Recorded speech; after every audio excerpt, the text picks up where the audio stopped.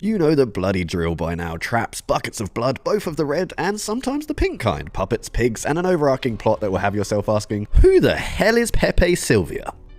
There is no Pepe Sylvia. The man does not exist, okay? Yes, if you haven't guessed already, we're talking about the ruddy Saw franchise. A franchise that if it continues any longer, will have to follow other properties that reach the double-digit mark and shoot off into bloody space.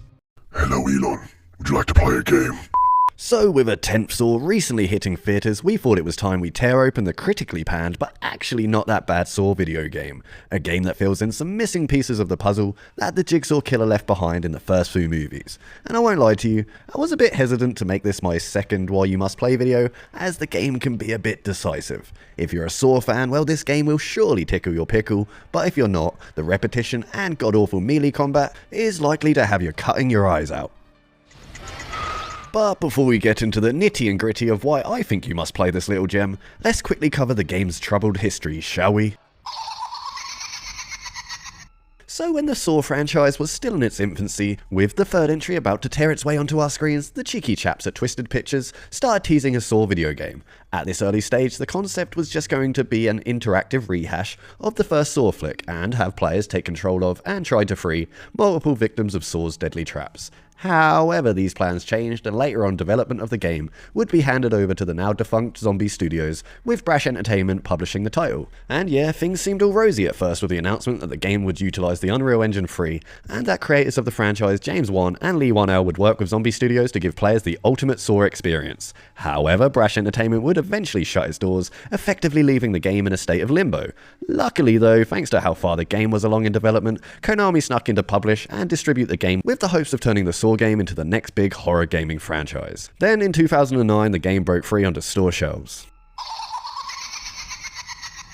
Right, now that's all neatly wrapped up, it's time to have a good old chinwag on why you should seek out this incredibly difficult to acquire video game. First up is this game's story. The plot that unfolds throughout this game is actual canon in the Saw universe, so that's already a bonus, and takes place between the first two movies and continues the story of Detective Tapp and his obsession to stop the old Jigsaw killer. Yeah, somehow the Tapster survived being shot point blank in the chest at the end of the first film, and Jigsaw has seemingly nursed him back to health. Why would Jigsaw do this, you may ask yourselves? Well, he painstakingly got Mr. Tapp back on his feet just to throw him straight into a game designed specifically for the detective himself, of course, with the reason being that the Tap Man is just too obsessed and too good at his own ruddy job. Seems a bit excessive to me, but oh well, the game's got to happen somehow, so moving on. Tapper the Rapper wakes up, gets the old iconic puppet speech, and finds that he's been fitted with the reverse bear trap. Yeah, you know the one. But as we know, the Tapster ain't no fool, so he inputs the Konami code, removes the mask, and due to passing his trial, he finds a new appreciation for life and lives happily ever after. Job done, game over, 8 out of 10, good stuff. Congratulations, you are still alive. Most people are so ungrateful to be alive. No, obviously I'm pulling your old Todger. Tapp escapes the room and sets off to explore the abandoned asylum he's been imprisoned in without the luxury of footwear, so be sure to watch out for broken glass. Yippee-ki-yay, motherfucker. And along the way, he even earns himself a handy shotgun collar for all of his troubles. The rest of the story is explored through Tapp, saving various victims of old Jigsaw, who are all linked to the detective's past and have been affected by his never-ending pursuit of Jigsaw, and there's even flashbacks that show you how Tapp came to be in this particular predicament. You'll even come across a few familiar faces along the way, including Jigsaw's own apprentice Amanda Young, and Obi from Saw 2. It's by no means a groundbreaking story, but its simplicity does fit in perfectly with the slower, less is more, psychological, anxiety-inducing tension approach of the original movies. Hello, Detective Tapp. I want to play a game. Your obsession with catching me has robbed you of your life and the lives of others.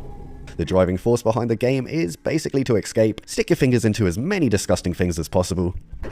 Hey, Terry, throw my finger. Oh, what the hell is that? My ass. And obviously, try to capture Jigsaw. Then once it's all said and done, you'll be left with a difficult decision to make that feels like it was ripped straight from one of the movies. This, and a lot of tiny details that flesh out certain key plot points of the first few films, tidbits on characters, traps, and even the asylum itself glue the whole thing together to make this a perfect extension of the Saw franchise. The cast also do a solid job in bringing the story to life, and getting Tobin Bell to reprise his role as Jigsaw brings a true authenticity to the whole thing. The true standout of the game, however, and why I was completely engrossed in this title, is its visuals and presentation.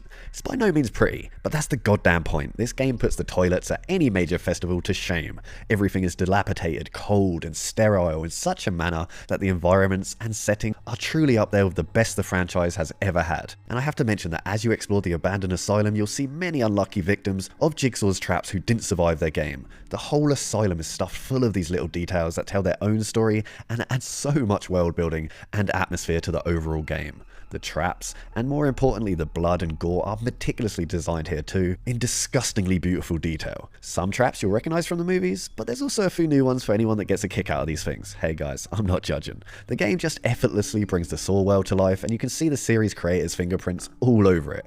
X-rays, needles, acid, cogs and gears, shotguns, booby traps, it's all here, and it's all bloody beautiful. Now we get to arguably the weakest part of the game, but it's not all bad though, as there's only two real downsides to the overall package in my opinion. One is the piss poor melee combat system. I mean, I know Danny Glover's too old for this shit, but this is embarrassing. I'm too old for this shit. And the other is the slightly repetitive nature of the game. But both these well-documented flaws are easily offset by, well, not completing the game in just one sitting, and the poor combat. Well, there's a variety of ways of dispatching the enemies eager to take the key from your lifeless body.